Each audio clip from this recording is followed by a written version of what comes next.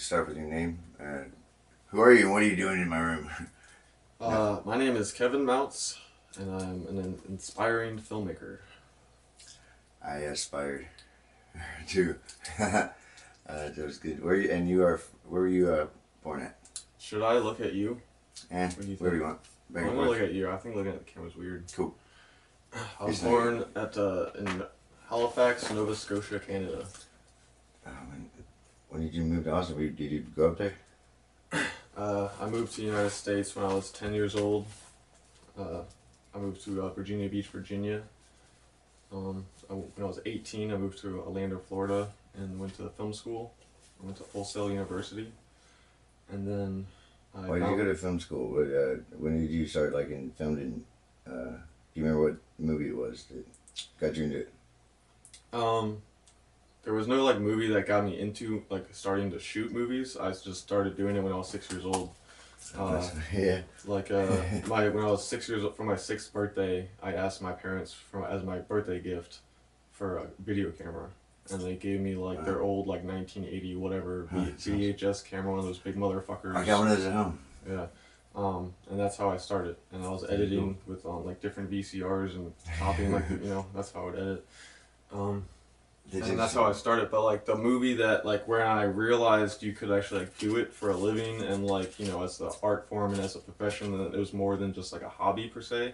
When I was 12 or 13 years old, and I watched Reservoir Dogs. Yeah, and then just learning about how Tarantino came about. That's the one that did me. I saw that. Honestly, it was like a fucking light bulb.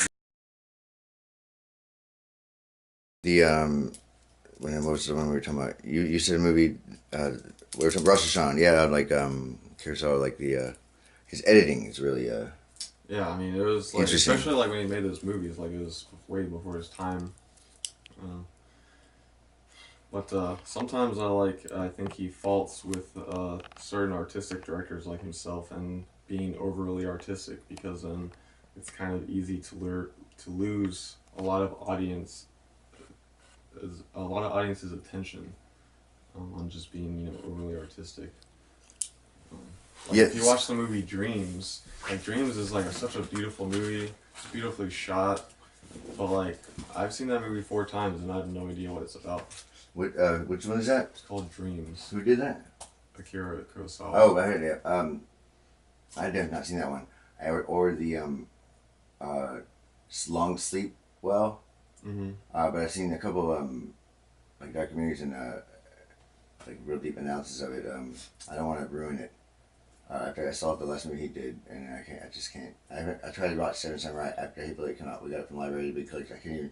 A few minutes into it, it's I grew up with it. Yeah, it's something I can't. They're very his films are very, unique for sure. It's always moving. It's Terrence Malick.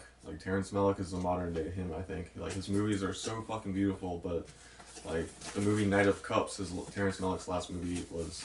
I literally walked out of it in theaters. I haven't walked out of a movie in years, and it was simply because I had no idea what the fuck was going on.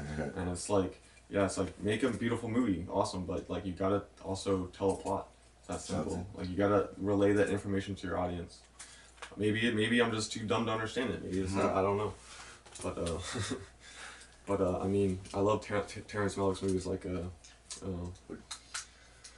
I'm trying to think of the Tree of Life. Tree of Life is one of my favorite movies. Yeah, it's great. And he just premiered a new one at South by literally 2 days ago called Song to Song, and it was filmed here in Austin, and it's about the Austin music scene.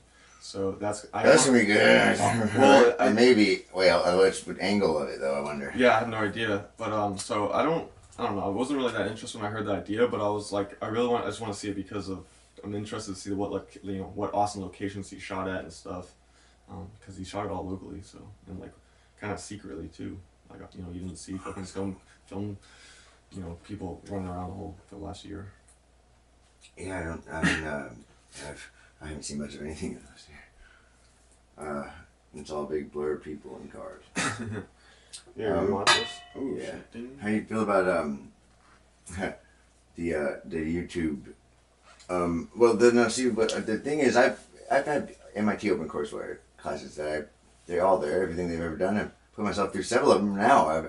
Having already gone to college, and my partners in the business, they come over, just watch all day long people doing dumb things or do-it-yourself stuff, or people doing their own thing, or just all the shit talking about how awesome it is and how they should do it and they could be rich and this is so awesome, and they never get off the couch, never stop watching it, never do anything, and you can criticize everything so much so, and then there's a big misconception of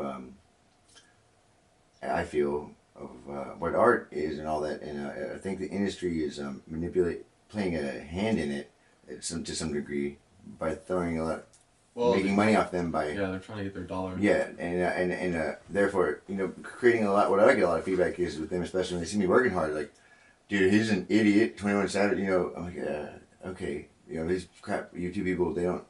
They want to be a star. They want to do stuff. They don't know. All they watch is they don't know anything about anything. They refute. They don't like any of these movies. Right. Okay. I'll tell you exactly what I think about it and what I think is happening. Here's an extra right here. Yeah, that's because I can tell in your films that you never thought that you think differently. Well, okay. Well, here's what I think about it. It's like, hey man, it's like if you want to do some weird shit on YouTube and like. If all these people doing these weird videos and actually like now making money on YouTube, if you want to do that, then awesome, do it. You're being creative and that's some kind of art form. Cool. If you can make money, more power to you.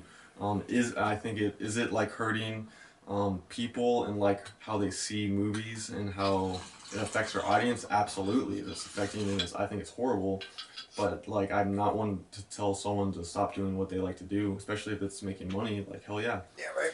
But baby gotta eat. But the annoying thing, like to me, like I feel like me and other like filmmakers and other artists, like we want the audience. We kind of like want to rely on the audience to be smart enough, right, to see that this is this is one thing and that YouTube is another. Like YouTube videos are another thing.